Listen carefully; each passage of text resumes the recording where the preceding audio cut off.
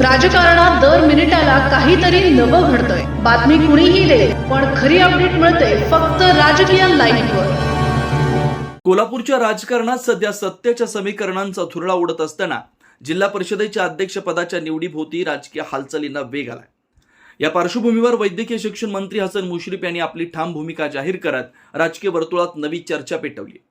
कोल्हापूर जिल्हा परिषदेचा अध्यक्ष हा महायुतीचाच होणार असा ठाम विश्वास व्यक्त करतानाच त्यांनी एक महत्त्वाची अटही पुढे ठेवली।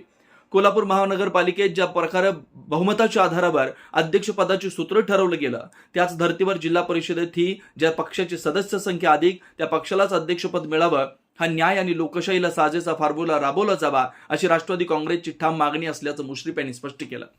सदस्य संख्येच्या बळावर राष्ट्रवादीचा अध्यक्षपदावर ठोस आणि नैसर्गिक दावा असल्याचं त्यांनी ठामपणे मांडलं। मंगळवारी 17 मार्च रोजी जिल्हा परिषद अध्यक्षपदाची निवडणूक होणार असली तरी महायुतीच्या गोटात अद्याप अंतिम फॉर्म्युला ठरला नाही।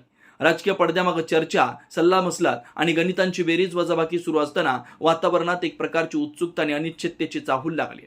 या संदर्भात विचारणा झाल्यावर मुश्रीफ म्हणाले, प्रक्रिया अजून सुरू आहे, परंतु सदस्य संख्येच्या ताकदीमुळे अध्यक्षपदावर राष्ट्रवादीचा दावा योग्य आणि रास्त आहे। दरम्यान जिल्ह्याच्या सहकार क्षेत्राबाबतही त्यांनी आपली भूमिका स्पष्ट केली। कोल्हापूर जिल्हा मध्यवर्ती सहकारी बँक आणि इतर सहकारी संस्थांवर लागू असलेल्या बँकिंग रेग्युलेटरी कायद्याच्या 10 वर्षाच्या नियमामुळे आपण बँकेची निवडणूक लढवणार नसल्याचा निर्णय त्यांनी जाहीर केला। इतकंच नव्हे तर गोकुळ दूध संघाच्या निवडणुकीपासूनही दूर राहण्याचा निर्णय त्यांनी घेतल्याचं सांगितलं।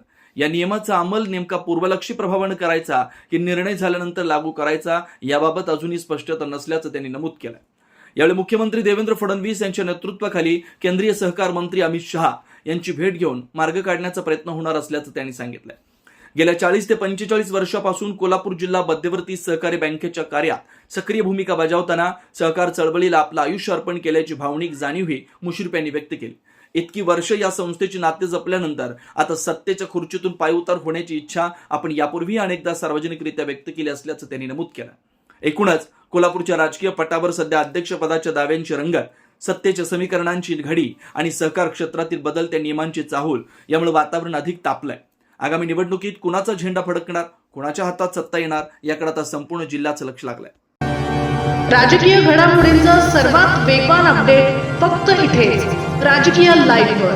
आमच्या YouTube चॅनलला लाईक, शेअर, सबस्क्राईब करा आणि रहा राजकारणाच्या रणभूमीवरील थेट नजरेत।